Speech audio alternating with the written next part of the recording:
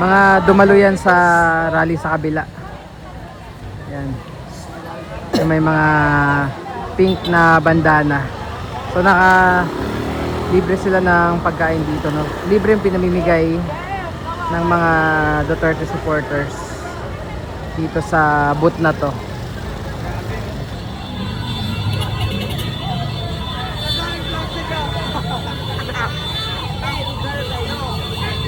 Ang kulong noon.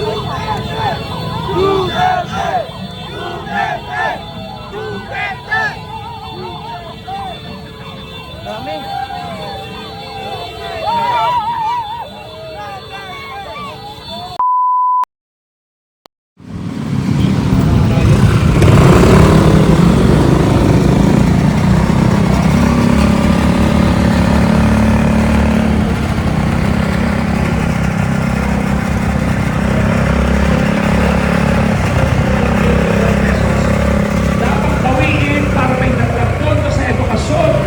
Kalusugan, pabahay, pensyon ng senior citizens at marami pang iba.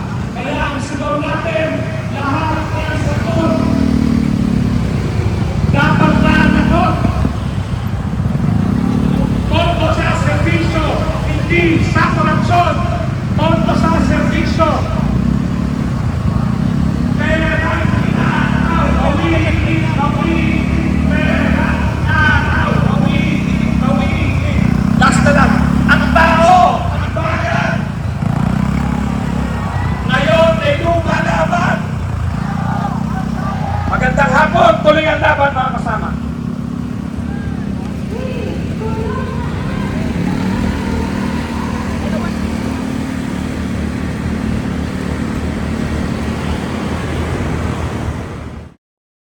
Budget natin, yung kay Bato de la Rosa, walang ilan lang ang nagbigay ng tamang opinion? 5. Oo. Yung siyam na kandidato, tahimik. Pero expect niyan, after November, pag retired ni Chief Justice, may napili yan, saka maglalabas ng desisyon niya. Supreme Court, kung illegal ba ang budget natin at illegal ba ang pagpapadala nila ng gobyernong ito sa ating former president sa dahil. Lalabas yan. Simple lang. Ako sinasabi ko lang sa inyo yan, pero sana maisip niyo yan. Na gano'n ang sistema ngayon.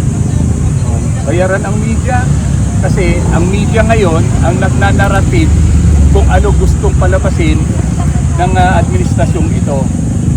Parang patuloy na silang tinipidan ng mga impormasyon na napakalayo na fake news na pangarap. Sino ba may-ari ng mga media ngayon? Yung mga oligarchs. Sino ngayon na nakinabang? Di ba mga oligarchs? Ang karamihan ng malalaking oligarchs natin, may mga political parties na rin.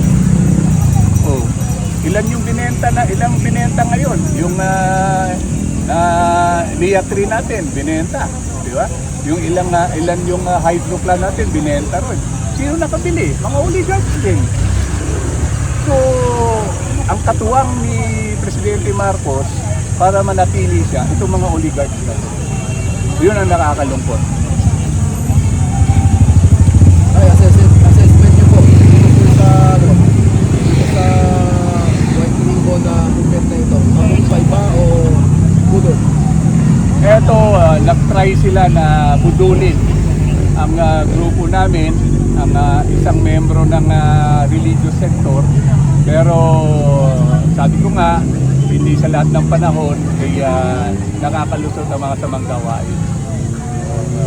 God's plan na rin siguro to, at least mag-disay. Eto, patuloy na lumalaban, kahit na nakakapagod, pero kailangan lumaban eh. Okay?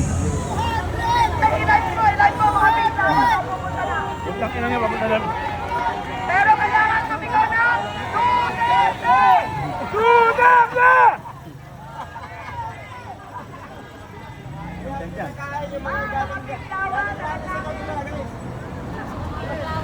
Diyan may kaharap ng mikropono. Mula po yan si Senator Marcoleta at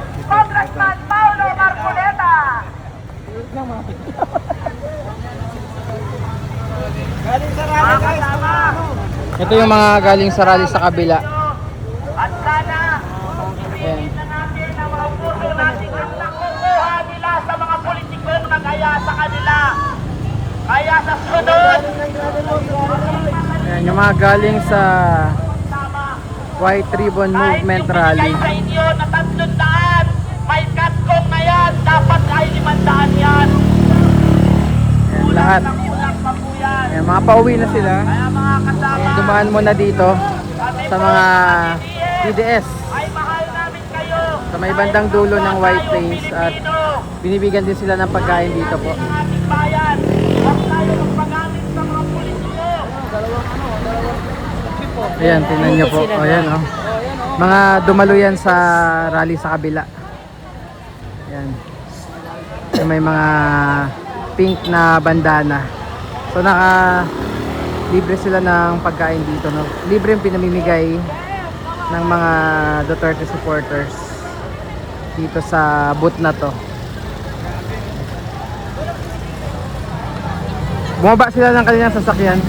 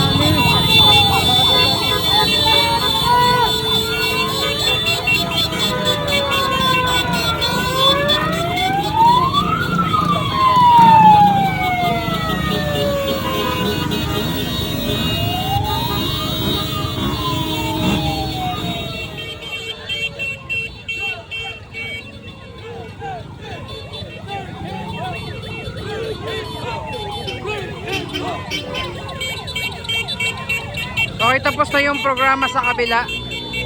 Yung mga umattend sa White Ribbon Movement dito sa White Plains. Pero andito pa rin tayo, no? 5:58 ng hapon, araw ng linggo, June 28, 2026. Yung mga Duterte supporters, andito pa rin po. Ayan. Hindi ito nakilahok doon sa kabilang grupo. Pero andito po pa rin. Ayan. Medyo kumonti na compared kanina.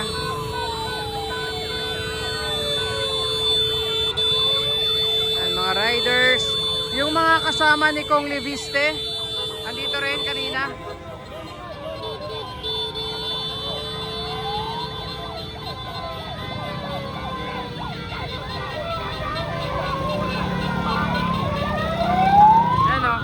So ito yung mga kasama ni Kong Leviste, mga Duterte supporters din pala sila.